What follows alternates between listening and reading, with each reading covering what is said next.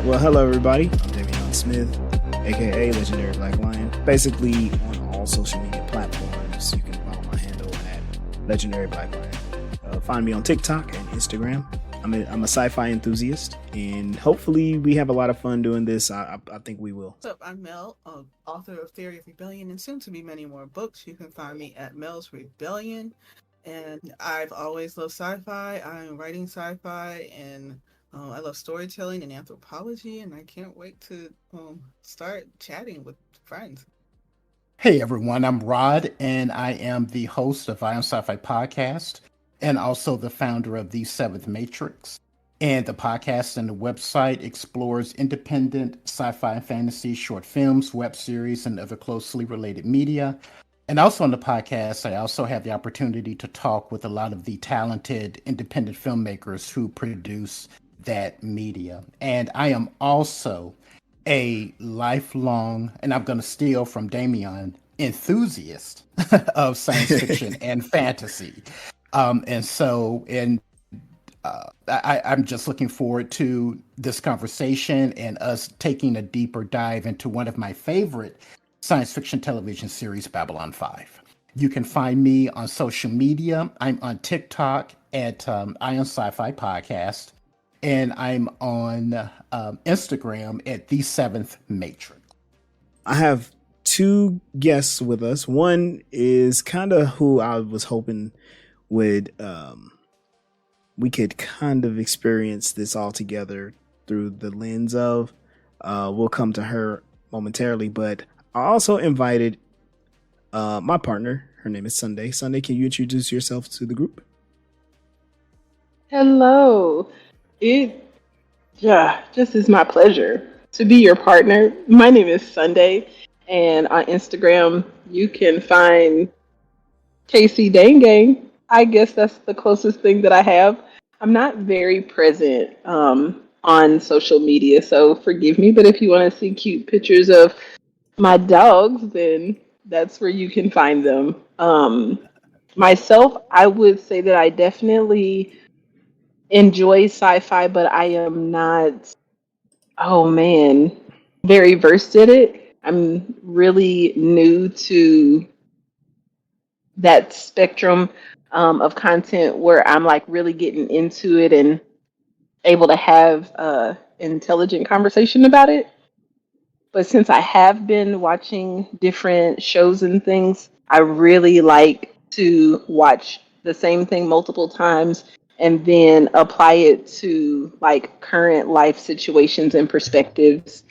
So I am really excited to be here with people who are a little more versed. So when I put my spin on things, I'm able to pick the minds of people who really understand what I'm watching and not trying to explain what I'm watching and then check for understanding. So I'm just geeking out right now. Thank you guys for having me. Nita, are you able to do a quick intro? Hi there, my name is Nita. I am a painter.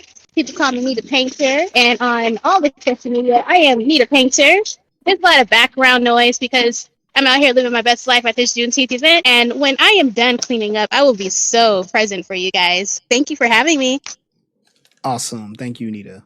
Now, there's something that I wanted to touch that I want to get back, refer back to. So Rod was saying, he's a sci-fi enthusiast. I said the same thing, and that's just because I was having fun on TikTok. We have all of these fandoms, and you basically people have been building like entire platforms on their fandom.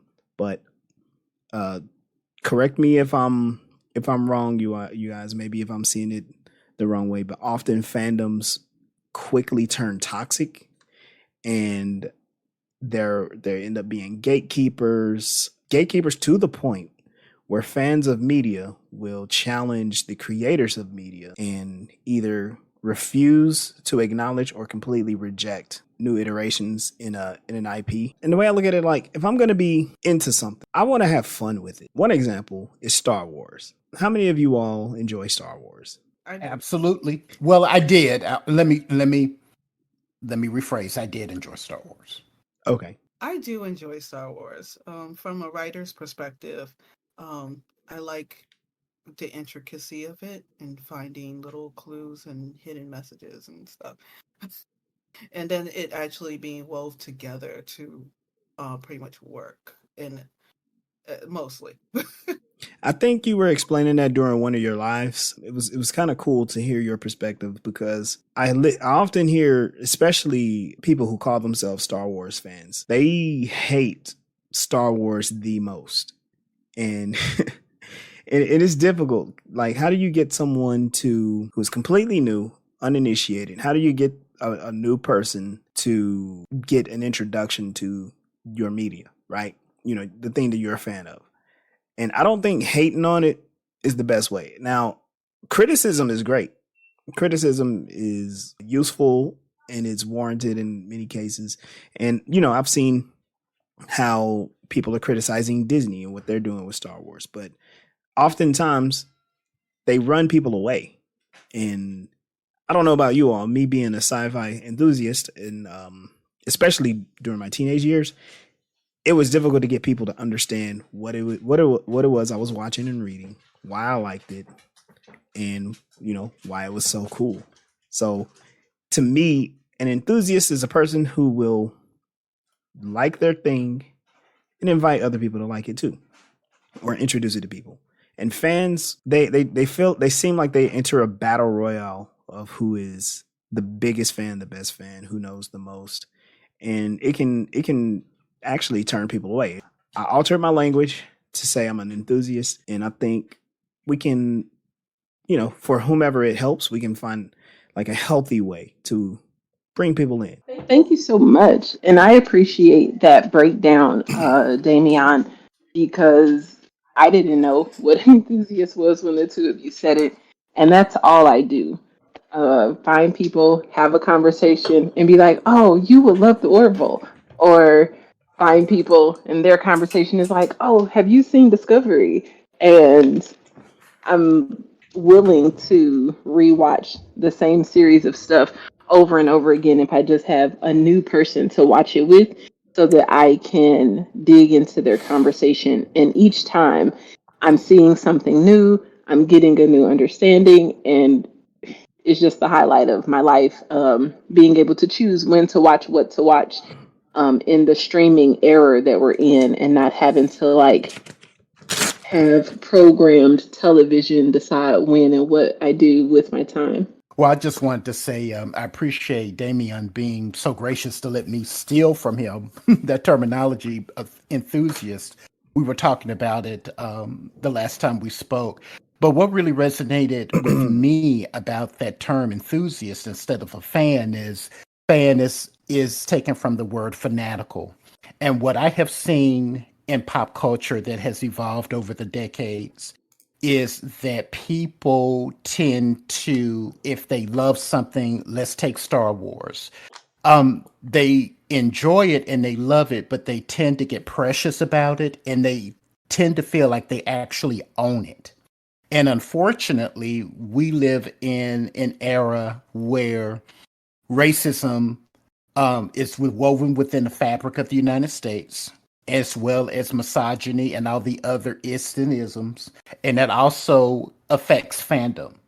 And given social media, now that we're online, they may be a minute segment of fandom, but they have the loudest voice. And that really has served to turn a lot of people away. One of the interesting conversations I see going on in Star Wars fandom specifically is how many quote unquote fanboys really spew a lot of vitriol toward Kathleen Kennedy. And she is not someone who's just new to the world of filmmaking. She's responsible, if you look at her IMDb credits, for so many seminal films.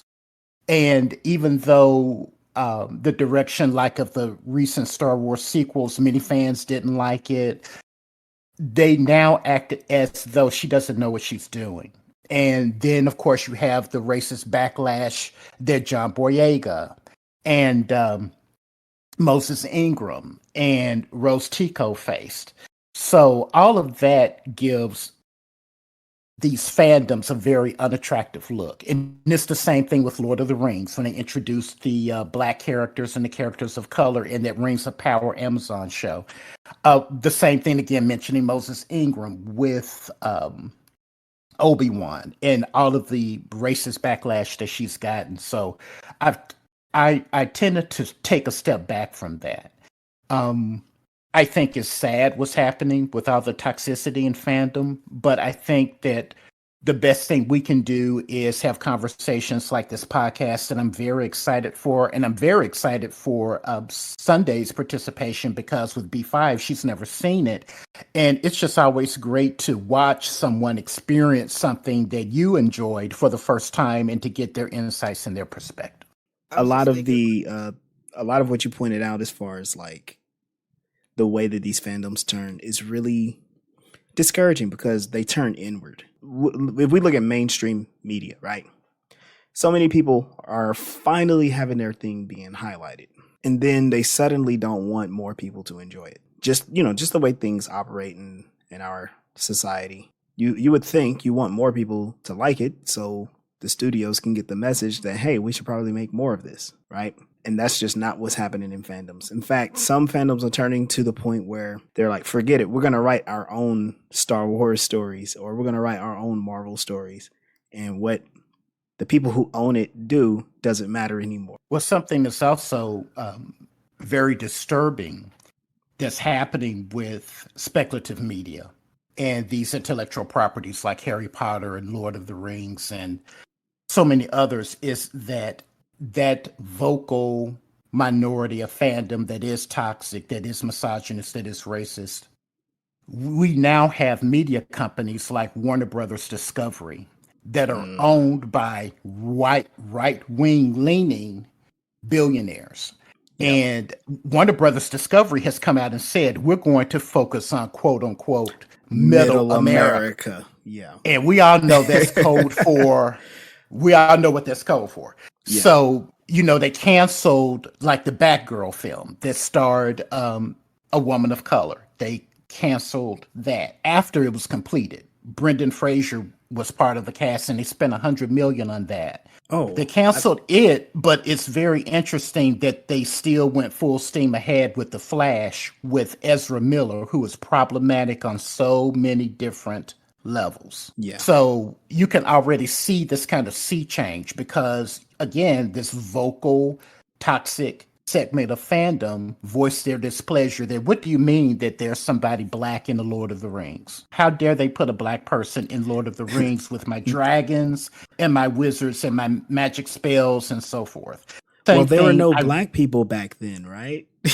Yeah, there were no black people in medieval Europe. You all just sprang up out of the ground about 450 years ago so we can enslave you. It's really insane. And the same thing with Star Wars. They had a problem when John Boyega, I remember when that promo picture came out of him with the stormtrooper outfit on, but he didn't have his helmet on and somebody superimposed an ape on top of that. And that's only part of what he went through. Internally, he was promised that his character would have more of an integral role in those sequel films. And then they did not do it. Yeah. So that's a big problem that we have. And as Black fans of science fiction and fantasy and members of other marginalized groups, we just have to really voice our displeasure and insist on being represented. And we need to support projects like Males and Author. I read mainly sci-fi and fantasy novels by Black authors. I have stopped reading books by white authors. And there is plenty. I haven't run out of any books to read in science fiction and fantasy. That's just a personal choice of mine. But we just have to show them that this is the type of representation that we want. And that's what we deserve. And again, just let our voices be heard as well. Off my soapbox now. Oh, no problem. Now, I'm glad that you said something because what I think might be a good thing of our podcast, of this show, is we can dig into some of the politics of science fiction, which I think is mostly the point of it, to have discussions about um, the social relations between humans and the various divisions that we've placed ourselves in, right? And sci-fi is a wonderful medium to have those discussions. Uh, and along, just to be specific about Babylon 5, they do have that discussion throughout the entire series in so many cool different ways. Um, to kind of get us back on track with, um, just kind of having fun here. I wanted to ask you all, um, since we are all enthusiasts, you know, uh, fans, put those in parentheses. Um, for the folks that have watched Babylon 5, especially when it first aired, about how many times do you find yourselves rewatching the show? Hmm. My first time watching it, I was pretty young, maybe like 7 or 8. I watched it with my dad, and I those were some of the deepest conversations that I had with him. Like he was always lecturing and going off. He loves religion and points of view, but that was the first time that I could have something to go by to talk to him about being so young and inexperienced in life. Um, I watched it again, I think in my 20s, and like some parts of it kind of brought me to some happy tears because I remembered having those conversations with my dad and being just validated in my feelings about interacting with other people and race relations. And because race relations didn't really make sense to me when I was like a small child, and I started school off in a pretty much white environment, but at that age, like it was either you like Rainbow Bright or Hello Kitty, and I like both, so I fit in. And then we didn't have those racial issues. Um, so seeing that, and I knew that they existed, being raised Nation of Islam and being around Christianity, or so many. I did really have a lot of point of view from trying to see all these different parts come together somehow and have conflict, but then um didn't have as much the reasoning to go by. So it was a nice little tool for me to use to have those deep conversations with him. That's interesting. Just given the nature of J. Michael Straczynski's content, um, if you've watched Babylon 5 along with any of his other shows, he definitely has a doubting God monologue somewhere. Oh man, I can't remember the name of the other show that it was Luke Perry and Michael Jamal Warner. Can't remember the name of the show, but there's always a monologue. Jericho, I believe. Is that what it was? Okay, I was gonna say Jericho, but I was like, I know I'm wrong. But he often has that, and it's very interesting because I think he is definitely he tries to put his foot down as being like a strict secularist, but he's like, okay, I'm gonna have to deal with religious people and the topic of religion, and society is currently wrestling with this. So I'd be very interested to hear your perspectives that as those episodes come forward, Mel, because the way that he handles religion is not as dismissive as how other um atheist or secularist writers are, but he does have a character who's mad at God. he always has the mad at God character. Yeah, I have a lot of like anthropology is one of my special interests. So, looking at how they interact, what they have in common. Um, yeah, actually, I happen to be inventing a religion for the book that I'm working on. So it's just fun for me. I really feel strongly about if someone has a point of view or religion or philosophy, if it works for them to make them a better person, then do it. But then sometimes people use religion. It's a tool. It really is. So you can use that tool to create and be better, or you can use that tool to be destructive and just not be helpful at all. Um, it's. I was actually just thinking earlier about how people they manifest what you are. So if you're looking to be angry at someone and you go to the Bible for answers, you're going to find answers for why you're angry at them and maybe even validate it. Whereas there's other people who are looking for joy and go to the Bible and find joy. So it's not that the one tool is going to give you what you want. If you suck at using a tool, it's not going to make you what you want. That's a good point. Um, how about you, Rod? How many times did you find yourself rewatching Babylon 5? I am, I believe, a bit older than everyone here. So when Babylon 5 first was released on television, I think it was The Gathering came out in 1992. So I was 22. I had already graduated college and was in the working world in corporate America. And when I watched it, what really struck me and my friends, because we used to watch it together, was just how sophisticated Straczynski's writing was, and how he didn't shy away from the realities of what would happen if you have all of these different alien beings together on this space station that also represents different cultures. And of course, the aliens could be seen as a metaphor for cultural and race relations here in the real world. But it's sci-fi set in the 23rd century, so it was distant enough that it wouldn't wrinkle people's feathers, but that he would use that setting in order to talk about, as Mel was talking about, differences in religion and how people view it and use it. And he had, of course, people who were spiritual, and I'm a spiritual person, so they resonated with me. Then he had people who were more agnostic. Then he had atheists.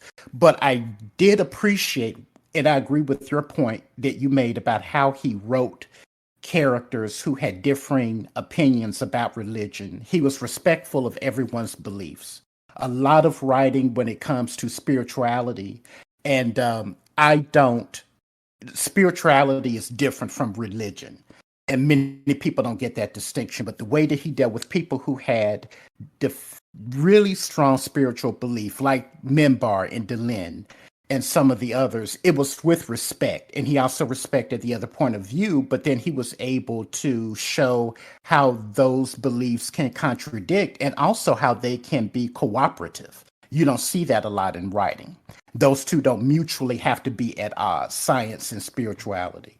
So that's something that really attracted me to the show. And then the cast was phenomenal. So I have watched Babylon 5 probably dozens of times since it first debuted. I used to rewatch the entire series when it was completed. After 1998, I used to rewatch it every year on DVD. And I just always enjoyed it. The CGI, they were pioneering and using CGI effects at the time. There was no other show that was creating space vistas and spaceships using CGI. It was a brand new technology. So when it first debuted, it was cutting edge and it looked that way. But it's been 25 years since the show has gone off the air. And even though it's been remastered and is available on streaming platforms, they've tried to clean it up, but the CGI still looks dated because it is. But what isn't dated is the writing, the characterizations, and those outstanding performances. So every time I rewatch Babylon 5, I find something new in the character interactions and what JMS was trying to say with the show. And it's always a joy and a pleasure to watch it because I really appreciate that it was also a novel. It has a definitive beginning, middle, and end. And that was also when it first debuted, unheard of. Now serialized dramas are a dime a dozen. That wasn't common back in the 90s when it came out. Most shows were episodic and they reset themselves after each episode. This was something that was entirely new. Yeah, a lot of the shows were the objective was syndication. So, Right. they would make their initial money off of their parent network, and then they would hope to sell it to smaller networks and just keep making money. And I appreciated Babylon 5 being serialized because if you missed an episode, it would eventually come back and you would figure out what part of the story it connected to. And Right. I absolutely loved it. I couldn't wait until the next episode. And I also like the replays because I can go back. I'm like, you know what? I didn't notice that part until I saw this episode. And now, I'm able to enjoy it even more. Exactly. And what many people don't know is that Babylon 5 was in constant danger of being canceled. Every season that it would return was a miracle. And the fourth season, when we get to it, it will seem like an ending because it was designed to be the show's ending, even though JMS had a 5-year plan. And when it was unexpectedly renewed for the fifth and final season, he had to go back and kind of reconfigure because a lot of the storylines he had originally intended to wrap up in the fifth season, he did in the fourth. So when the fifth season came out, that's one of the seasons that I think is most criticized by the fans. But that's why, because they got a fifth season and they weren't expecting it. I recently completed a watch through, and I did the same thing. I saw season 4, and I was like, "This is perfect. Why is there a season 5?" Exactly.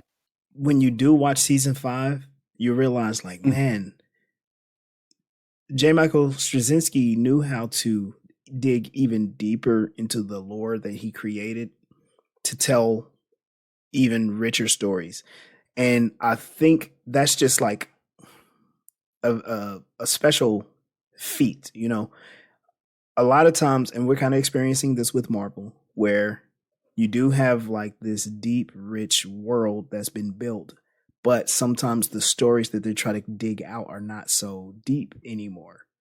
And Right. There's a lot of reasons behind why, but I think for J. Michael Straczynski and the creators of Babylon 5, they took very good care. They took very good care of the stories that were being told. They had messages that they wanted to explore, and again, if they were given the opportunity by the studios, then they took it. I recently watched kind of like, not really like a making of, but just kind of a featurette that explained the graphics, the CGI, the special effects. And when you watch it, and I'll see if I can find the name of it so I can share it with you all. But when you watch it, you start to realize, like, you know what? They did a smart thing. So the objective was to make the world seem so much bigger. The universe that they were in is this vast universe. But, the interior sets are, these tight corridors. And then, all the different character that the station has. But when you leave the station, it's supposed to be this wide open universe. And the way that they did it actually did, it saved them money the way that they did it, even though, CG at the time was still pretty expensive. But watching it, there's a certain charm that it has, because I remember, like, you didn't have anything like that on television at that time. And anything that came close was pretty hokey, Yeah. It would pull you out. But Babylon 5's special effects didn't pull you out of the story. It kind of like told its own story, which I think, very much complemented what was going on. And speaking to the writing too, J. Michael Straczynski created Babylon 5 and he wrote most of the episodes. And that is something that is very uncommon. I think Neil Gaiman wrote an episode and there were a couple of other writers, but he conceived the show and wrote all of the episodes, and that continuity is so tight. And that is why. And I still just kind of am astonished that he was able to do that. Especially, this is back when television episodes were 22, 23, 24 episodes each season. Not like with streaming, what we have now today, where you might get 10 episodes of a show, maybe 13. I thought it was kind of metaphorical to have such a wide universe and then all these people kind of crammed into a spaceship. And Do a then sardine um, can. yeah, and like their mental state in many situations were very um they were very internal about how they saw this vast universe.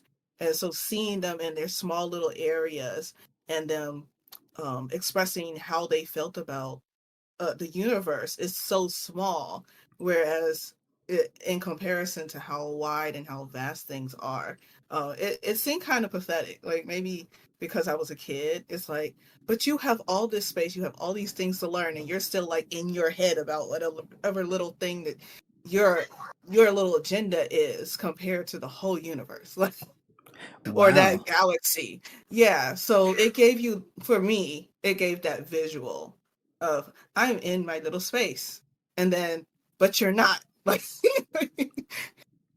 But when you look at it, that's probably what would happen. You have all of these different factions that are on board the space station that was created in order to foster cooperation between different alien species, different cultures.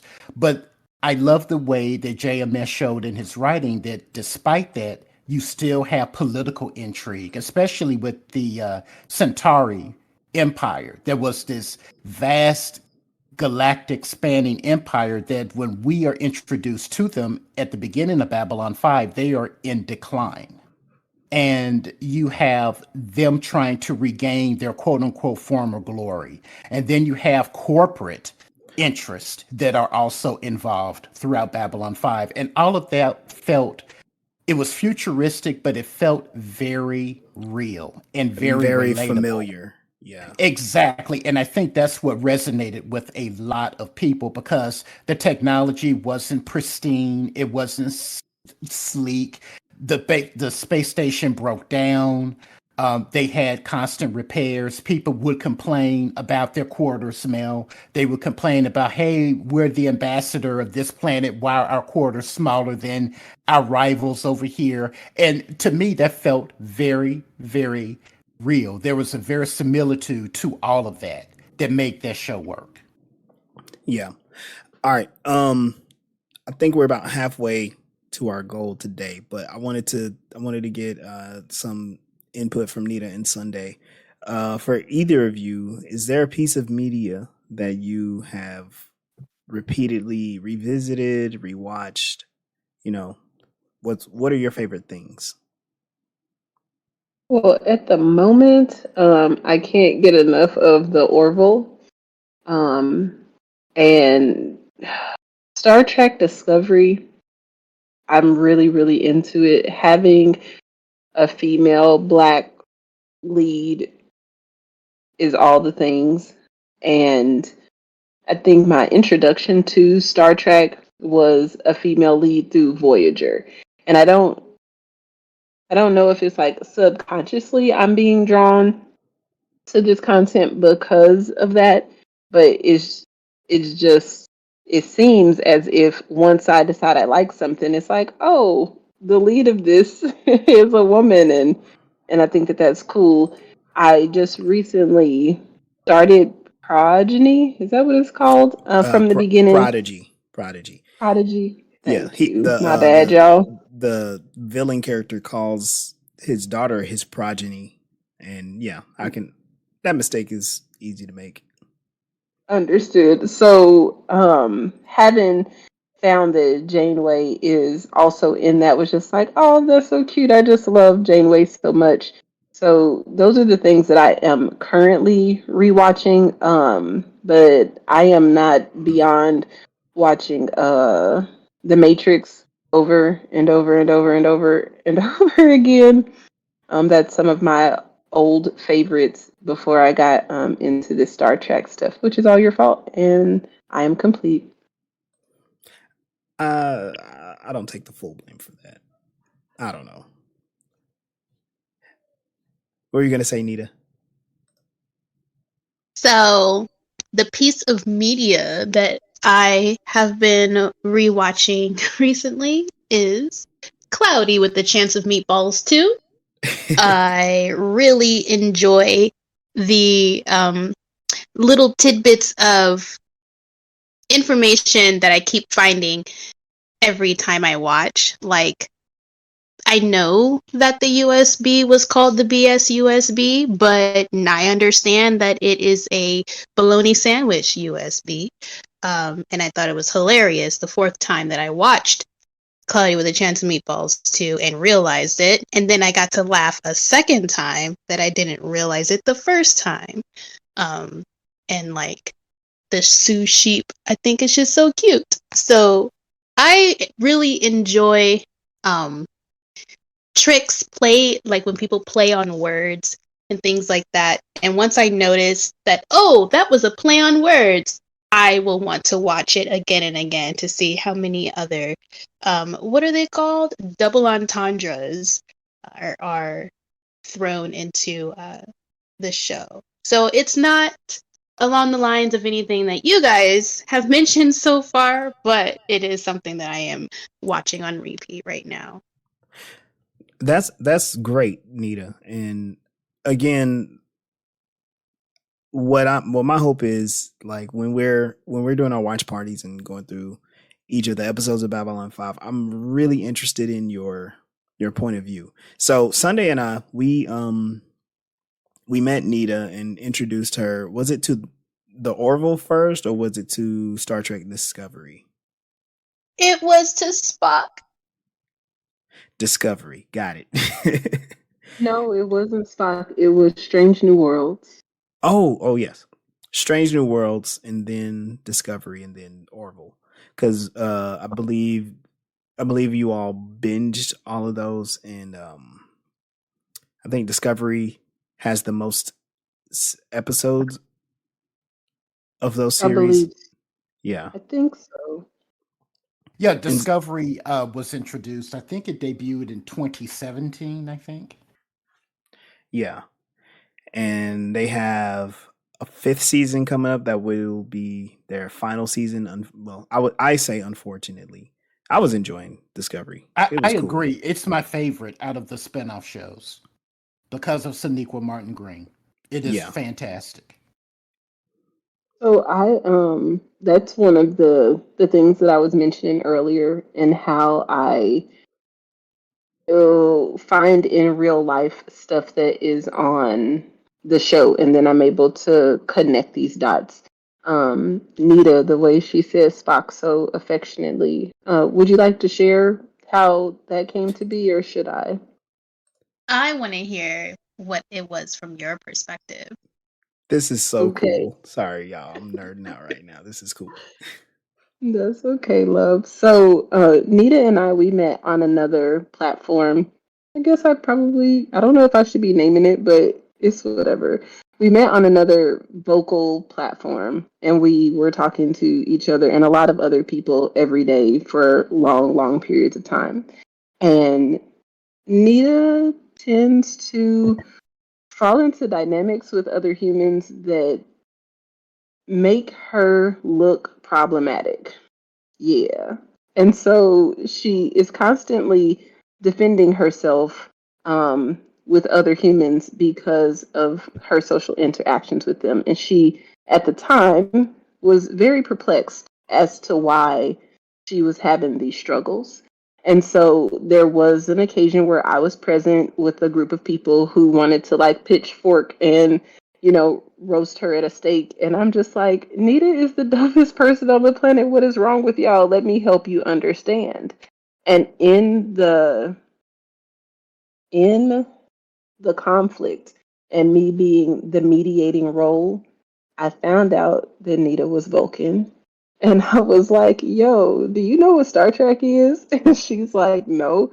I'm like, well, you need to, because I think your problem is that you're Vulcan trying to coexist with humans, and you don't even know who you are. And that is why you're struggling. Can you explain what that means, just so our listeners can understand what you're saying?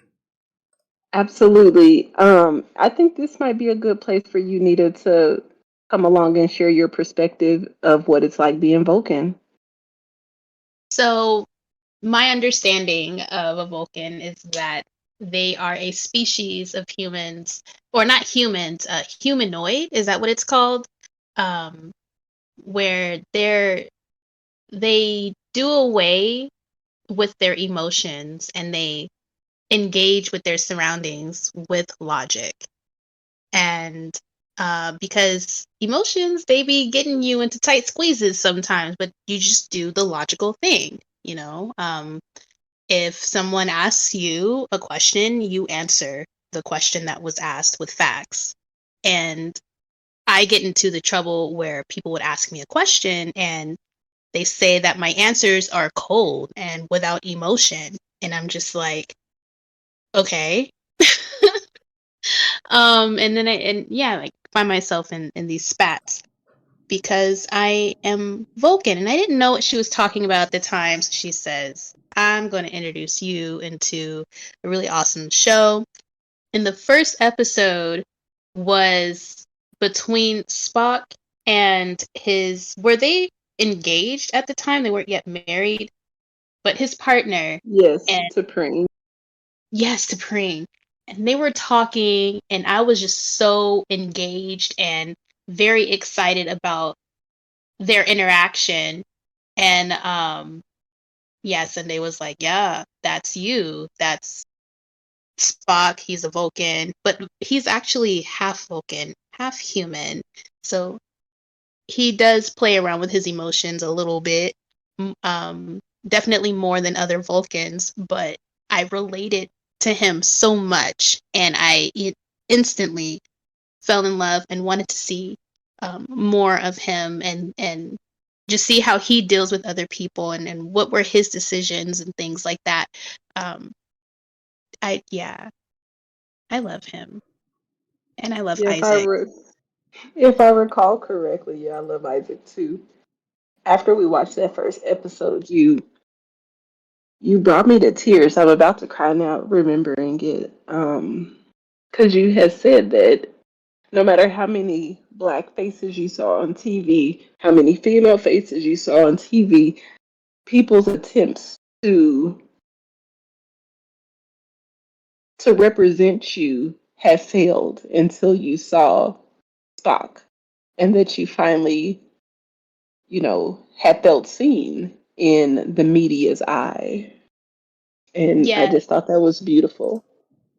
yes, that was a kind of representation that I had never experienced before, and for a while I thought something was incorrect about my feelings, and I am very well, I guess, embedded into like the civil rights sector, at least here in my hometown.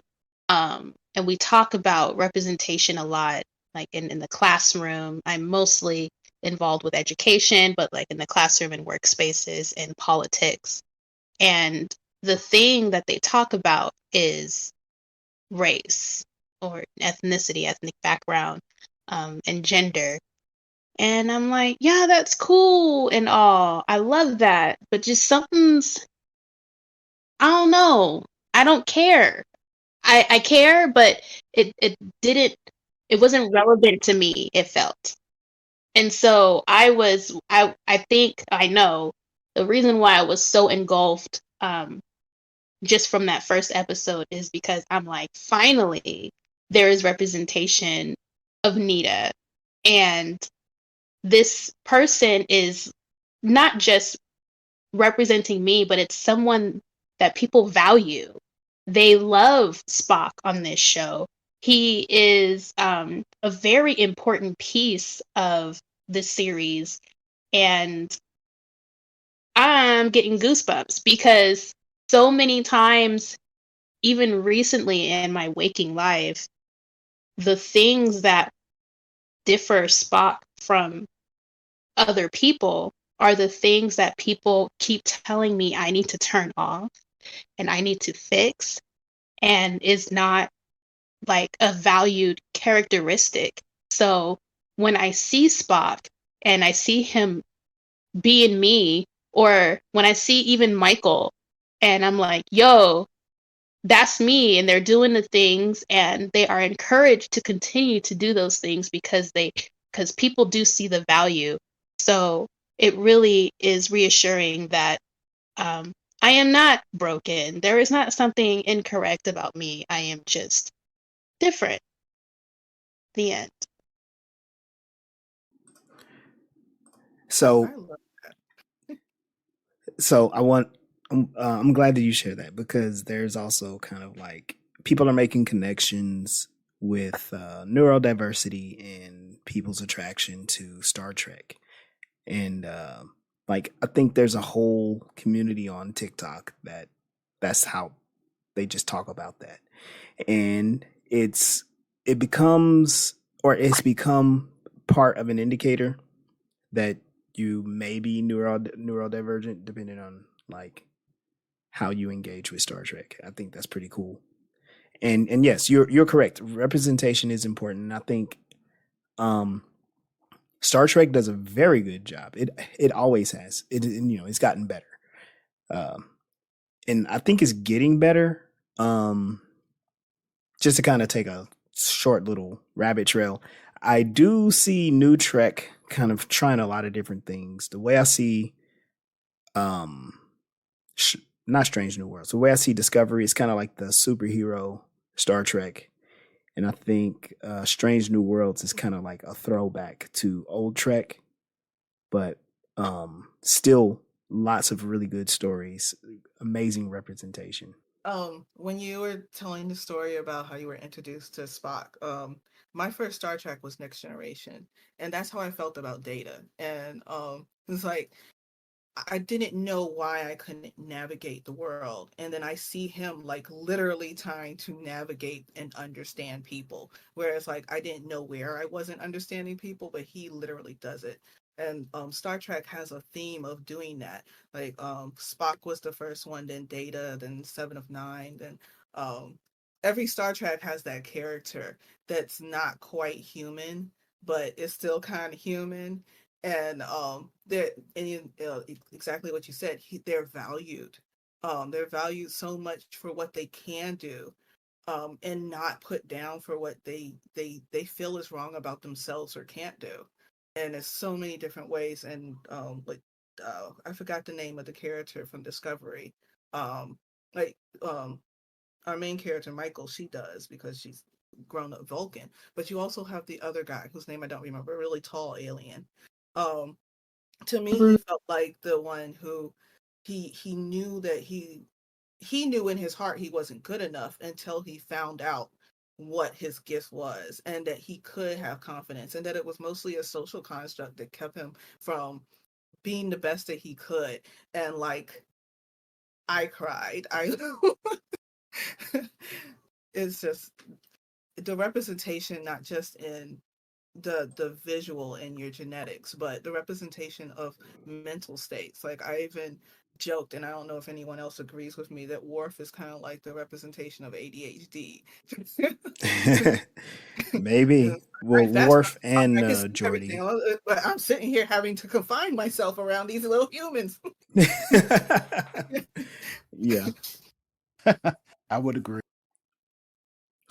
I think like the whole bridge crew on Next Generation is somewhere on that spectrum, because when they have their individual episodes, you see some familiar traits, you know what I mean?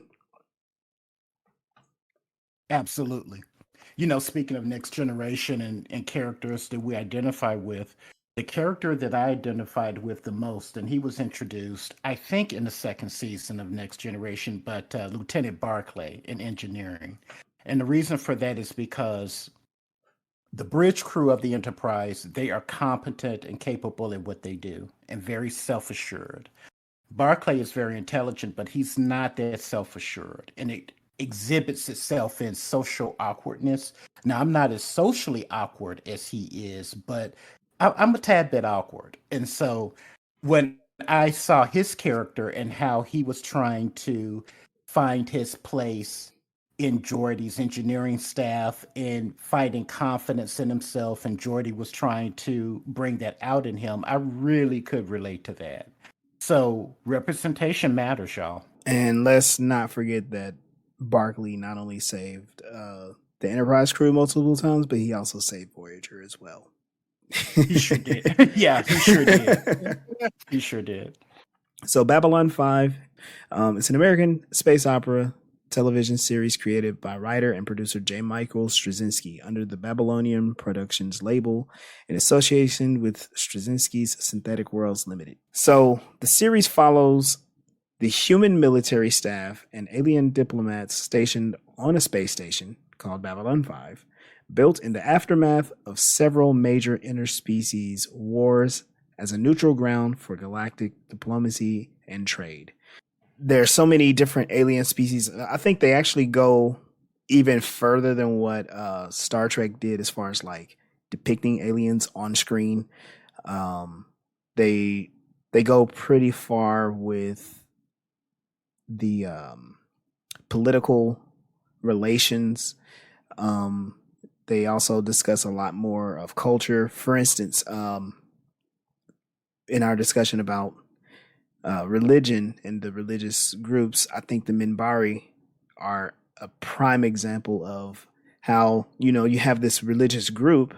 They're very religious, but they also play a central role in just the entire series. And for a short period of time, I was like, oh, they're like the Vulcans. But then I was like, no, there's something completely different. And I think it's really interesting the way that they explore those characters and those worlds. Religion does get explored quite a bit. And again, not too many spoilers, but I like where Dr. Franklin discusses his religious beliefs.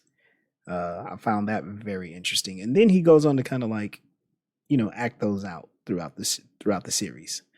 Are there any parts of the story, non-spoiler, that you all would like to just kind of throw out there, highlight, build some hype for Anita and Sunday? The Shadow War.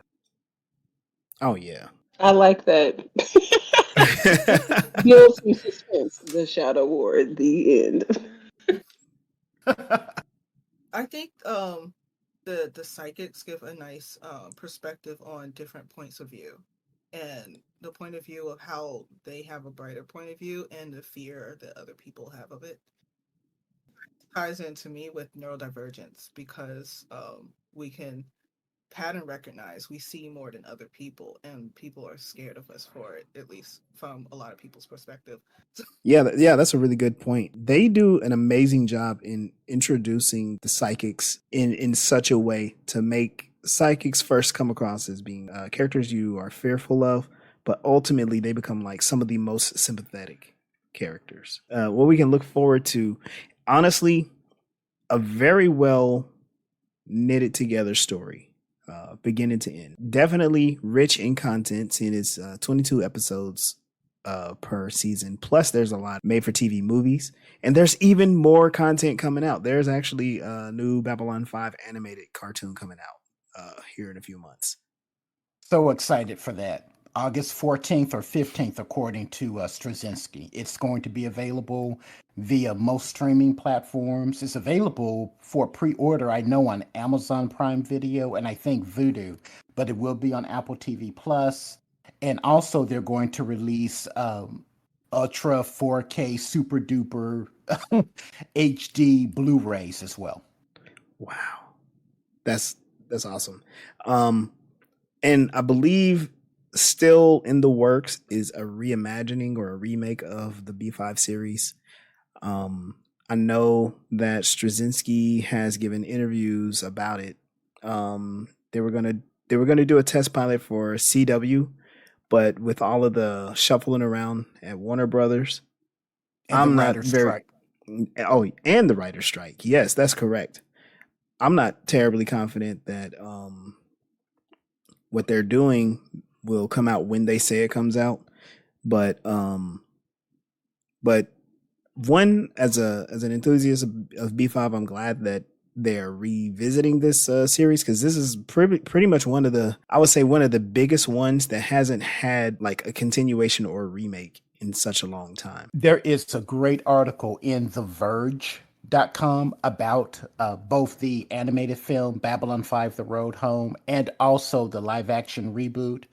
The sole reason I'm excited about the reboot is because JMS is involved. He is writing it, he is creating it. If he were not involved, I wouldn't even bother. And he said that it's going to be just like how that reimagined Battlestar Galactica was. It's not going to be a continuation, it's not going to be a sequel. It's going to have a lot of the familiar bones of the original show and many of the characters, but it's going to be remixed because he said he's grown since as a writer and he wants to try his hand at taking a stab at what society may look like even further out in this show.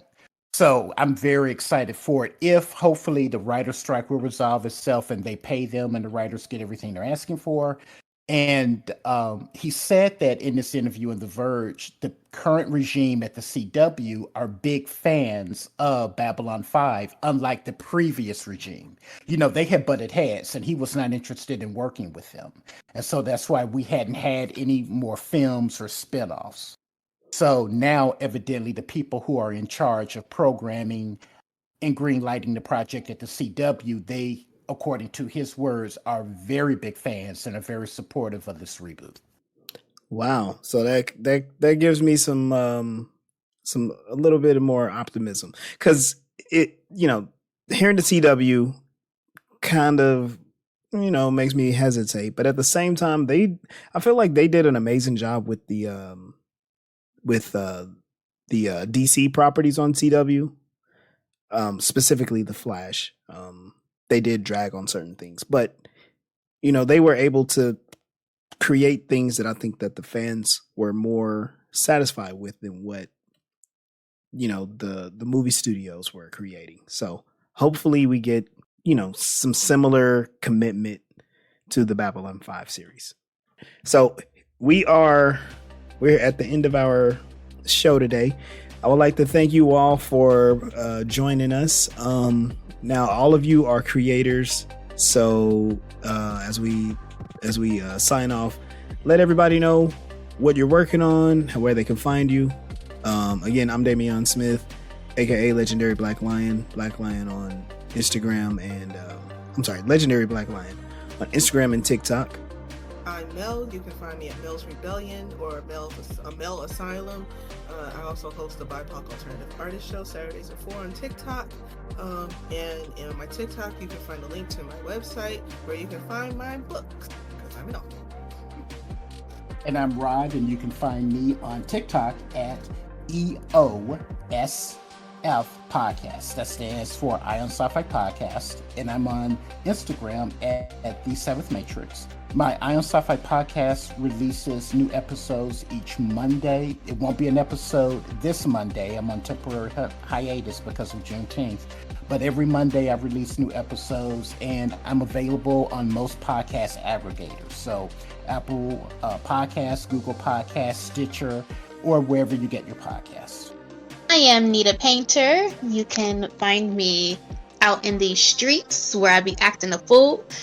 Because on social media, I'm pretty much just posting my work. So on Facebook, I have my Facebook business page, which is Nita Painter. All I do is post work there. Or we can build a genuine relationship and be friends. We can hear me talk my smack on my personal page, but it's also called Nita Painter. You'll know the difference because one you can add as a friend and the other one you follow. I'm on Instagram at Nita_Painter_, same thing for TikTok. And again, find me out in San Diego. I be talking a whole lot of crap at these board meetings. And Sunday isn't witness protection, but you can find two dogs like Saru in this picture and his brother Jack Jack. They were both named off of, some kind of character in a movie or a TV show at KC Dang Gang on Instagram. All right. Well, thank you all very, very much for joining us for, I call this episode 0 of Voices in Hyperspace. Yeah, thanks everyone. I'm so excited to start our rewatch of Babylon 5.